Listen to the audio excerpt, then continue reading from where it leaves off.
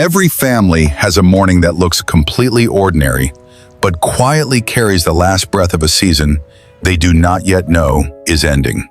This is the story of Daniel and Grace Mensah, a couple who had nothing extraordinary about them except the God they served, and the faith of one woman who refused to let go, even when everything around her was falling apart. It was a Tuesday.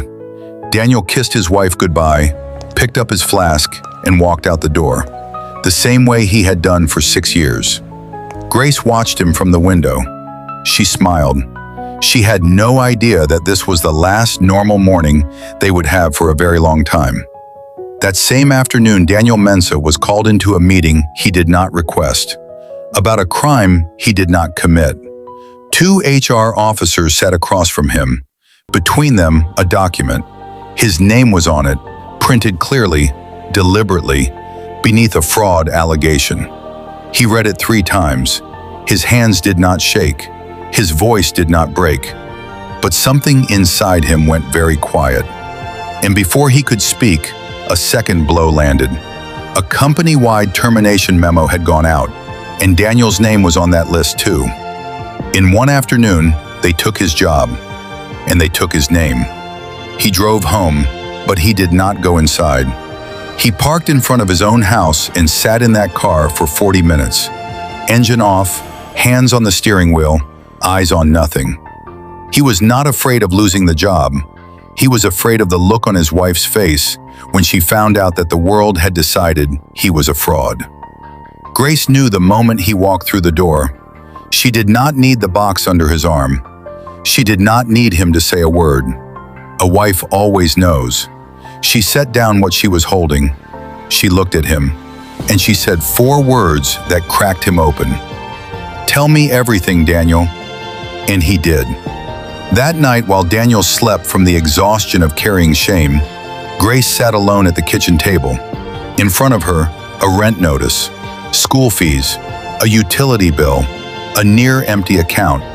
She counted what they had. It was not enough, not even close.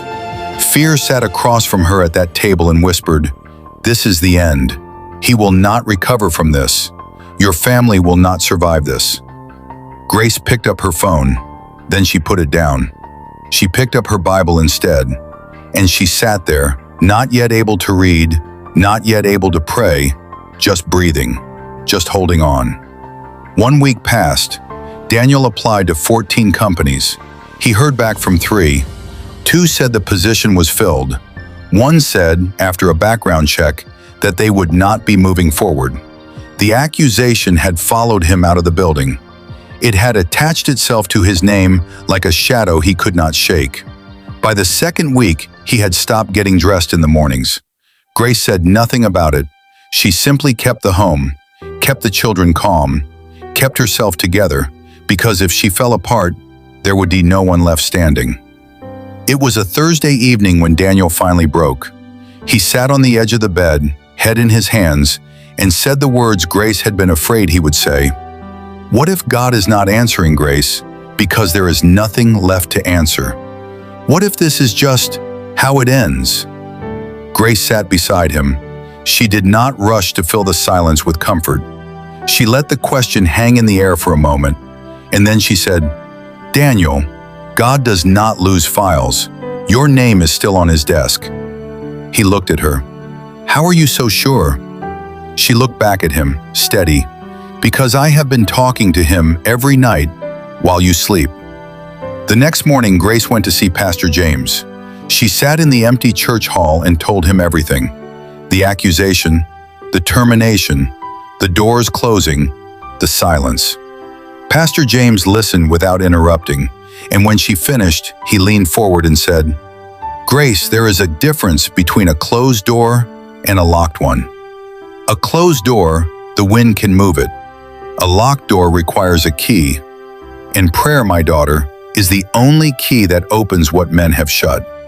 He prayed with her that afternoon, and when Grace walked out of that church, something had shifted inside her. She stopped asking God why, and she began declaring what she believed he would do. What Daniel never knew was that none of it was random.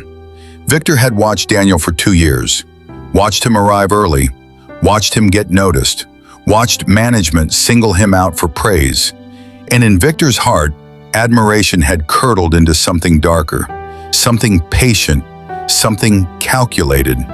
He had planted the documents carefully, timed it perfectly, right in the middle of the company's restructuring, when no one would look too closely. He watched Daniel clear his desk and walk out of the building, and he felt satisfied. What Victor did not factor into his plan was a praying wife. It was 2 a.m, the house was dark, the children were asleep, Daniel was asleep. Grace was on her knees in the living room, alone in the kind of silence that either destroys you or reveals what you are made of. She did not pray a polished prayer.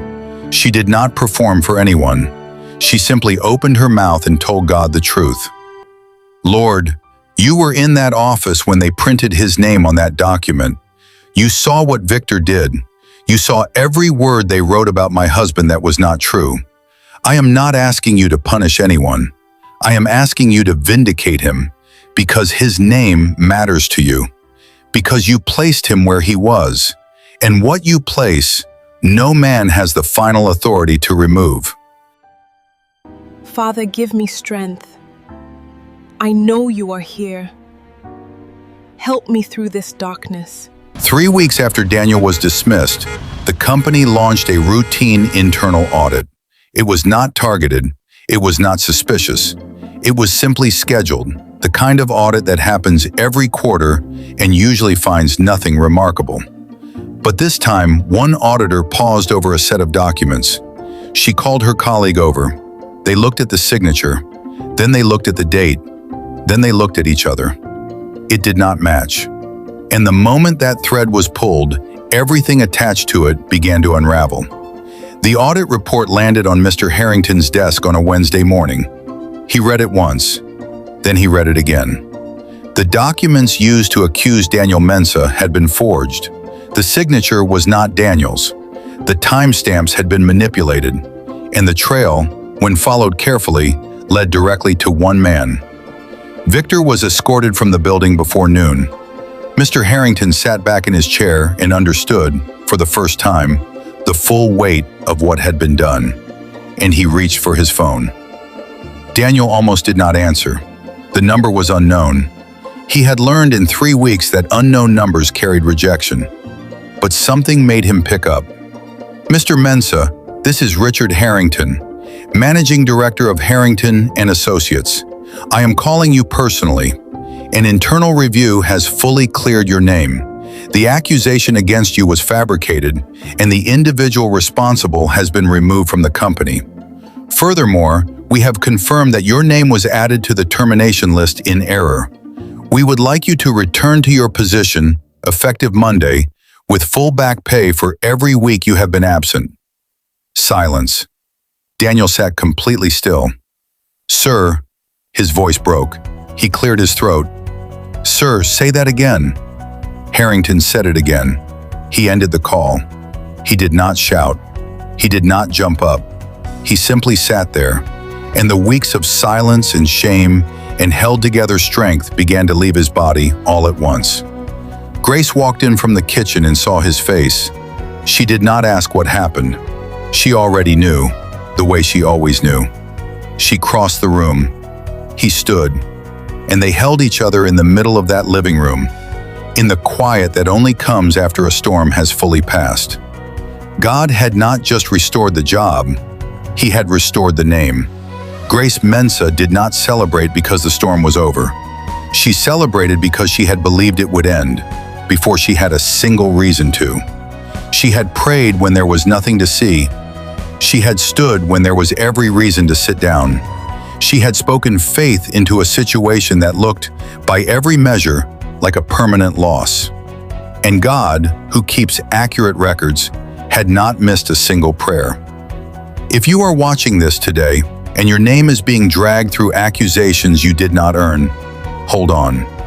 If someone has used their position, their influence, their words, to remove you from where God placed you, hold on, because lies carry an expiry date, and what God has written about you, no man, no system, no false document can permanently erase. They took his job, they took his name, but God had the final word. He always does. If this story touched you, if it spoke to something you are carrying right now, do not leave quietly. Type the word "restored" in the comments. Let that be your declaration today. Let it be your faith speaking before the answer arrives.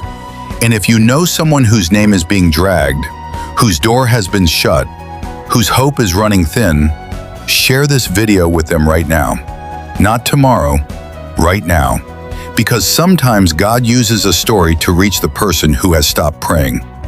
If you are new here, welcome to Purpose Visuals TV, where every story points to one truth: God is not finished. Subscribe and turn on your notifications because more stories like this one are coming.